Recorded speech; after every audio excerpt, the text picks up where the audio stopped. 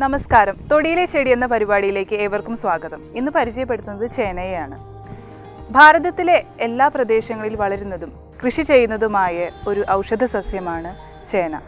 ഇത് കിഴങ്ങു വർഗ്ഗങ്ങളിലാണ് ഉൾപ്പെടുന്നത്. എറേസിയ കുടുംബാംഗത്തിൽ വരുന്ന ഇതിൻ്റെ ശാസ്ത്രീയ നാമം അമോർഫോഫാലസ് പിയാനിഫോളിയസ് എന്നാണ്. സംസ്കൃതത്തിൽ ഇതിനെ സുരണ എന്നാണ് നാമകരണം ചെയ്യപ്പെട്ടിട്ടുള്ളത്. കാട്ടുചേന, നാട്ടുചേന എന്നിങ്ങനെ രണ്ട് വിഭാഗങ്ങളായിട്ടാണ് ചേന ഉണ്ടാവുക. അതിൽ നാട്ടുചേനയ്ക്കാണ് ഔഷധമൂല്യം കൂടുതലായിട്ടുള്ളത്. 75 സെൻറ്റിമീറ്ററോളം നീളത്തിലാണ് ഇതിൻ്റെ തണ്ട് വളരുന്നത്. ആ തണ്ടിൽ നിന്ന് ഒരു ഇലയായിട്ടാണ് ഇത് രൂപാന്തരപ്പെടുന്നത്. നിരവധി പത്രകങ്ങൾ തോന്നിക്കുമെങ്കിലും ഒറ്റ തണ്ടിൽ നിന്ന് ഒരു വലിയൊരു ഇലയായി ഇത് രൂപാന്തരപ്പെടുന്നു. വളർച്ച പൂർത്തിയാക്കുമ്പോൾ ഇതിൻ്റെ തണ്ട് വാടിക്കരിഞ്ഞു പോവുകയും ആ സ്ഥാനത്ത് ഇതുപോലെ പൂവുണ്ടാവുകയും ചെയ്യുന്നു. പൂവിന് ആദ്യം മഞ്ഞ നിറത്തിലാണ് കാണപ്പെടുക. അതിൻ്റെ അഗ്രത്തിൽ തവിട്ട് നിറവും കാണുന്നു.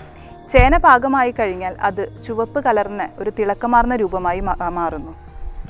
ഇതിൻ്റെ പൂവ് വളരെ പോഷകമൂല്യമുള്ളതാണ്. അതേപോലെ ഇത് കറി വെച്ചാലും നല്ല സ്വാദാണ്. ചേനയുടെ പൂവ് ചീഞ്ഞു കഴിഞ്ഞാൽ അസഹ്യമായ ദുർഗന്ധമാണ് ഉണ്ടാവുക.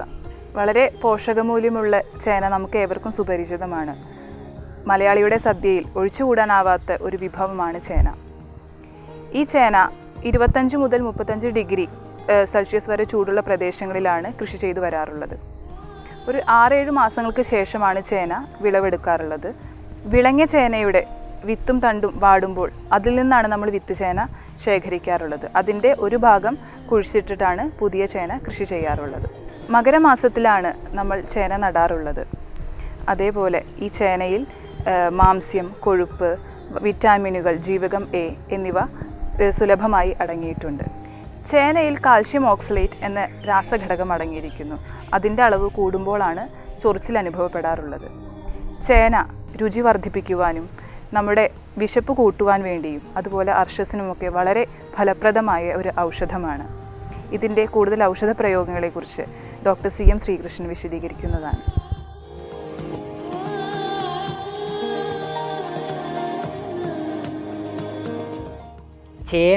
ചേന കഴിക്കാത്ത ആൾക്കാരുണ്ടാവില്ല.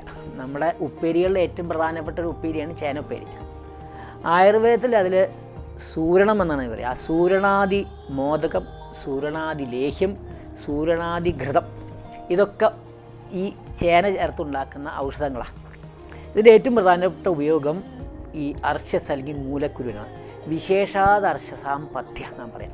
അർശസിന് ഏറ്റവും അഗ്രമൌഷധമാണ് ഈ ചേന. ദിവസേന ചേന കൂട്ടി അല്ലെങ്കിൽ ചേന ഉപ്പേരി കഴിക്കുക, അല്ലെങ്കിൽ ചേന കൊണ്ടുണ്ടാക്കിയ മോദകം എന്ന് പറയും. ചേന കൊണ്ടുണ്ടാക്കുന്ന ഈ ഒരു മോദകം പോലെ ശർക്കരയൊക്കെ ചേർത്തിട്ടുണ്ടാകുന്ന ഒരു പലഹാരം, അല്ലെങ്കിൽ സൂരണാദി ലേഹ്യം കഴിച്ചു കഴിഞ്ഞാൽ അർശസിന് അത് വളരെ നല്ല ഫലപ്രദമാണ്, മുഴുവനായിട്ട് മാറും ചെയ്യും.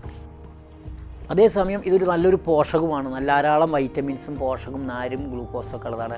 അപ്പോൾ ശരീരത്തിന് ഏറ്റവും പോഷകമായിട്ടുള്ള ഒരു പച്ചക്കറിയാണ് അല്ലെങ്കിൽ ഫലവർഗ്ഗമാണ്. അതേസമയം ഇത് ഈ മുലക്കുരു മാത്രമല്ല, അതുപോലെ ശരീരത്തിന് ഉള്ളിലുണ്ടാകുന്ന ഈ മുഴകളെ പോലെ ഉണ്ടാകുന്ന എല്ലാ അസുഖത്തിനും ഈ ചേന വളരെ നല്ലതാണ്. ചേന 2 വിധത്തിലുണ്ട്. നാട്ടുചേനയുണ്ട്, കാട്ടുചേനയുണ്ട്. ഈ കാട്ടുചേനയ്ക്കാണ് ഗുണം കൂടുതൽ.